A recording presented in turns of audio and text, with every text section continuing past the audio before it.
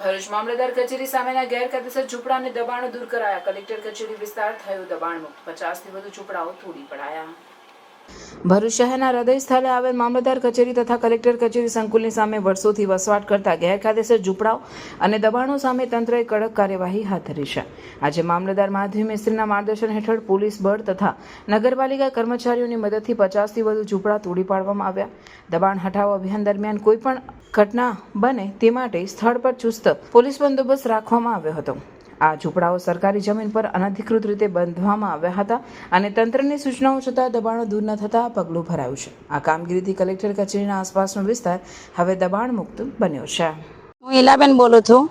મારા લગભગ 12 વર્ષથી ગલ્લો ચાલે છે અહીંયા. અમે ગરીબ લોકો જ બધા અહીંયા વસેલા છે. એ લોકોના બધાના ઝૂંપડા તોડી કાઢ્યા છે. અમને લોકોને 2-3 દિવસની અંદર જ ખાલી કરવાનું કીધું, એના બદલે ખાલી અમે કરી જ નાખ્યું છે.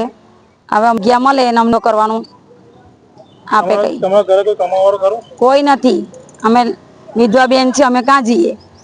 અમારી ઘરમાં કેટલા જણ છે? ઘરમાં 2 છોકરા છે ને 1 છોકરી છે. હજુ કોઈ કમાવા વાળું છે નહીં. કમાવું છે, મારું ચાલે છે. 12 વર્ષથી મને આ ધંધો હું કરું છું. મારી પાસે કોઈ રોજ બીજી છે નહીં. ગુજરાતમાં આ ભૂપેન્દ્રભાઈની સરકારનું જે બુલડોઝર અત્યારે ચાલી રહ્યું છે એ હર હંમેશા જ્યારે ગરીબ અને મધ્યમ વર્ગના લોકો છે એ લોકો ઉપર જ ચાલતું આવ્યું છે. ત્યારે આ અધિકારીઓને પણ આપ મીડિયાના માધ્યમથી કહેવા માંગુ છું કે જ્યારે સરકાર બદલાશે ત્યારે કોઈ આ ભાજપના નેતાઓ તમને બચાવવા માટે નહીં આવે. એટલે મહેરબાની કરી અને તમારે જો ઓર્ડર જ કરવા હોય તો જે પાક્કા બાંધકામો છે એની ઉપર ઓર્ડર કરો. એટલે આજરોજ જે કલેક્ટર કચેરી પાસે જે કાચા બાંધકામો કરી રોજનું રોજ ગુજરાન ચલાવતા લોકોના જે ઝૂંપડા ઉપર જે બુલડોઝરો ચલાવવામાં આવ્યા છે, ત્યારે પ્રાંત સાહેબ અને મામલતદાર સાહેબને રજૂઆત કરી છે મળીને, ત્યારે એમનું કહેવું એવું છે કે અમારી ઉપરથી ઓર્ડર છે એટલે અમારે કરવું પડશે.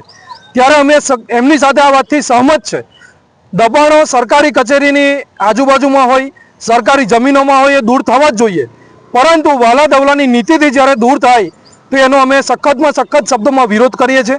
ત્યારે આપણા ભરૂચની અંદર આપ સૌ જોઈ શકો છો કે સ્ટેશન રોડ ઉપર જે સિટી સેન્ટર આવ્યું છે ત્યાં જે થિયેટરનું જે બોક્સ ઓફિસ બોક્સ ઓફિસ જે બનાવવામાં આવી છે એ પણ બિલકુલ બહાર ગેરકાયદેસર જગ્યામાં છે. એની બહાર જે રિક્ષા સ્ટેન્ડ હતું એ રિક્ષા સ્ટેન્ડ બંધ કરી અને એ લોકો એને જગ્યાને કોર્ડન કરી દીધી છે. સાથે જ એ લોકો ત્યાં આગળ પાર્કિંગના ભાડા લઈ રહ્યા છે.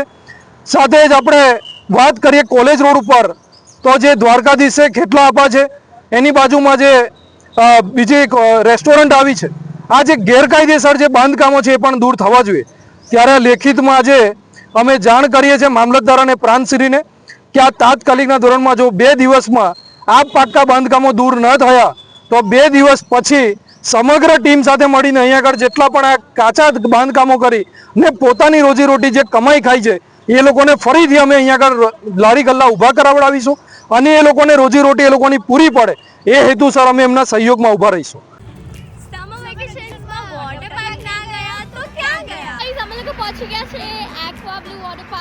અમે અમારા દરેક ઉનાળાના વેકેશનમાં એક્વા બ્લુ વોટર પાર્ક તો આવીએ જ. અહીંયાના લોકો એટલા ફ્રેન્ડલી છે કે અમને એમની જોડે બી બહુ મજા આવે. અહીંયાની ટિકિટ્સની પ્રાઇસ પણ બહુ નોમિનલ છે. અહીંયા સારા સ્વિમિંગ કોસ્ટ્યુમ્સ આપણને રેન્ટ પર મળી જાય છે. એમના ત્યાં ક્લીન રૂમ્સ બી છે જ્યાં આપણે કોસ્ટ્યુમ્સ ચેન્જ કરી શકીએ છીએ અને લોકર્સ માટે પણ બહુ સારી સુવિધા છે. ચલો હવે જઈએ પાર્કમાં એન્જોય કરવા.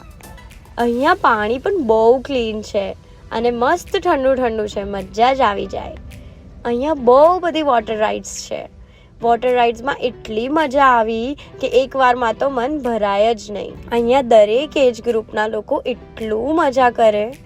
અહીંયા તમને વિશાળ પાર્કિંગ માટે જગ્યા મળી જશે. એક્વા બ્લુ વોટર પાર્ક આવેલું છે કરજણ કંડારીમાં. હવે ખાલી રીલ જ જોયા કરશો કે પછી તમે બી ત્યાં વિઝિટ કરશો? તો સમર વેકેશન પતે એની પહેલાં એક્વા બ્લુ વોટર પાર્ક જવાનું ભૂલશો નહીં.